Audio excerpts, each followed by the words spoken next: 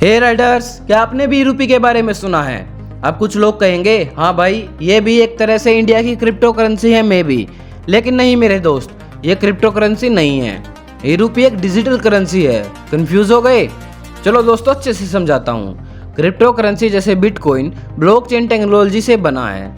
Blockchain का मतलब होता है डेटा स्टोर होता है ब्लॉक्स की फॉर्म में, और सारे ब्लॉक्स एक दूसरे के साथ अटैच होते हैं और एक चेन की फॉर्म ले लेते हैं। अब इसी ब्लॉकचेन टेक्नोलॉजी से ई-रूपी बनाई गई है। अब आप पूछोगे कि फैक्ट क्या है भाई, क्रिप्टो और ई-रूपी में डिफरेंस क्या हुआ फिर? तो चलिए बताता हूँ।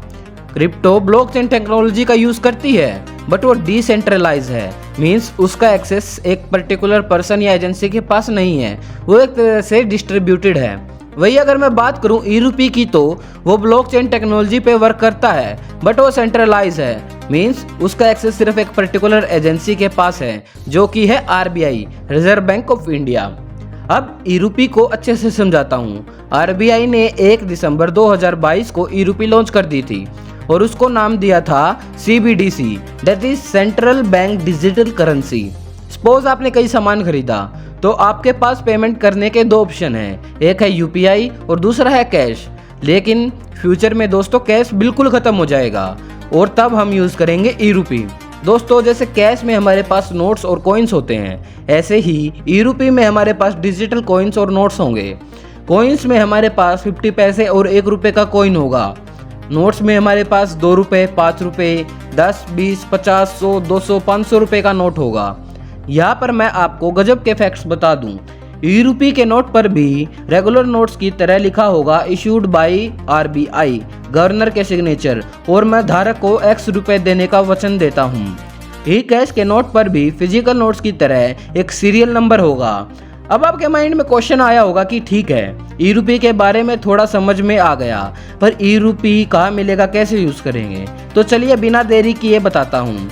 आप जिस भी बैंक में अकाउंट है, वो बैंक आपको एप्लीकेशन प्रोवाइड करेगा ई-रूपी को यूज़ करने के लिए। उस एप्लीकेशन में आप अपने रुपए ऐड कर सकते हैं और उसी एप्लीकेशन में आप बैंक में पैसे वापस डाल सकते हैं, और एप्लीकेशन एक वॉलेट का काम करेगी। एक कमाल का फैक्ट यह है कि बैंक से वॉलेट में पैसे लोड करने से या वॉलेट से दोबारा बैंक में पैसा डालने से 0 प्रोसेसिंग फीस लगेगी। आप बात करते हैं कि इसको यूज़ कैसे करें। इसमें भी पेमेंट को सेंड करने से लेकर उसको रिसीव करने के लिए एक QR कोड का यूज़ होगा। अब माइंड में क्वेश्चन आता है कि ई-रूपी को हम यूपीआई QR कोड की हेल्प से भी यूज़ कर सकते हैं? तो इसका आंसर है नो। अभी ई-रूपी अपने इनिशियल स्टेज पे है, लेकिन आगे जाकर ऐसा ज़रूर होगा कि हम यूपीआई QR कोड पर भी पेमेंट कर पाएंगे। अब बात करते हैं कि ई-रूपी यूपीआई से कैसे डिफरेंट है।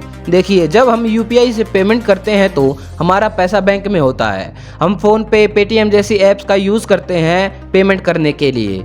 यूपीआई में तो पैसा एक बैंक से दूसरे बैंक में जाता है, वही ई-रूपी में वॉलेट टू वॉलेट ट्रैवल करता है। गाइज, माइंड में फिर से क्वेश्चन आया ना कि यूपीआई है तो ई-रूपी की क्या ज़रूरत पड़ी?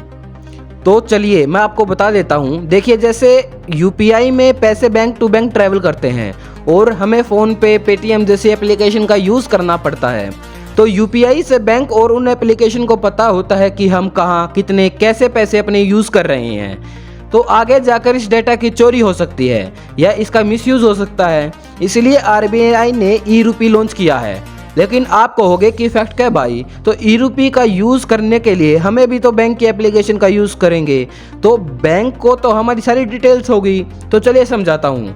बैंक्स के एप्लीकेशन का यूज़ हम सिर्फ अभी कर रहे हैं, लेकिन बाद में आरबीआई खुद का ऐप लॉन्च करेगी ई-रूपी का यूज़ करने के लिए। And the most important thing is, हम किसी secondary party app like phone पे, पेटीएम का यूज़ नहीं कर रहे, और ई-रूपी की सारी टेक्नोलॉजी आरबीआई ने सभी बैंक को दी है। तो सिंपल है, अपना डाटा सेफ है यार। अब मैं आपको कुछ कमाल के फैक्ट्स बताने वाला हूँ।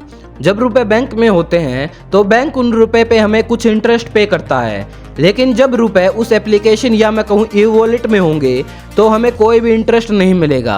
अब जैसे मेरा नाम फैक्ट कैब है, तो एक फैक्ट और बता ही देता हूँ आपको।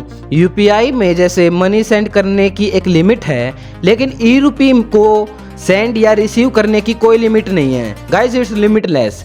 चलो अब और पॉइंट्स पे बात करते हैं कि ई-रूपी की क्यों ज़रूरत पड़ी। गाइस, फिजिकल करेंसी को छापने के लिए इंक की जरूरत पड़ती है, गवर्नमेंट का खर्चा होता है। क्या आप अप्रोक्स आइडिया लगा सकते हैं कितना?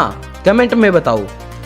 गवर्नमेंट का खर्चा होता है लगभग 4,500 करोड़ रुपीस से लेकर 5,000 करोड़ रुपीस तक। गाइस, कैश को एक जगह से दूसरी जगह एटीएम वगैरह में ले जाने के लिए भी गवर्नमेंट को खर्चा करना पड़ता है। तो गवर्नमेंट ने यह खर्चा बचाने के लिए ई रूपी को लॉन्च किया है। यहाँ पर मैं आपको एक मजेदार फैक्ट बता दूं, ई रूपी को यूज करने के लिए हमें बैंक अकाउंट की जरूरत नहीं होती। अगर हमारा बैंक अकाउंट नहीं है तो भी हम ई रूपी का यूज कर सकते हैं, बिकॉज ई रूपी बैंक टू बैंक नहीं, वॉलेट टू वॉलेट ट्रैवल करता है। ई रूपी के और भी बहुत सारे बेनिफिट हैं, सारे मैं ही बताऊंगा क्या? थोड़े आप भी बता दो कमेंट बॉक्स में। चलो गाइज, अब बात करते हैं कि हमें क्या क्या प्रॉब्लम्स फेस करनी पड़ेगी ई रूपी को यूज करते हुए। पहली प्रॉब्लम जो लोग फेस करेंगे वो है इसके बारे में एजुकेशन ना होना, मीन्स इसको यूज ना करना आना। विलेजेस और स्मॉल टाउन में अभी भी बहुत सारे ऐसे लोग हैं जिन्हें स्मार्टफोन भी यूज नहीं करना आता, तो ई रूपी वो कैसे यूज करेंगे? सपोज हम माउंटेन एरिया में हैं, वहाँ वैसे भी नेटवर्क इशू रहते हैं, और अगर क्लाइमेट चेंजेस जैसी प्रॉब्लम आ जाए तो बस नेटवर्क की पूछो ही मत। तो बिना नेटवर्क हम ई रूपी का कैसे यूज करेंगे? तो यह बहुत बड़ा चैलेंज है जो फेस करना पड़ेगा। आई थिंक मुझे लगता है विद रिस्पेक्ट टू टाइम ई रूपी में काफ़ी सारे चेंजेस हो गए। अब आप मुझे कमेंट बॉक्स में बताओ कि आपको कौन से फीचर ई रूपी के सबसे अच्छे लगे और कौन से नहीं। साथ में अपने सजेशन भी बताइएगा कि आपको कौन कौन से फीचर चाहिए रिगार्डिंग ई रूपी। जिन्होंने भी यहाँ तक वीडियो देखी है, थैंक्स फॉर वॉचिंग। अगर आपको वीडियो अच्छी लगी तो चैनल को सब्सक्राइब करना। नेक्स्ट वीडियो तक साइनिंग ऑफ। जय हिंद, जय भारत।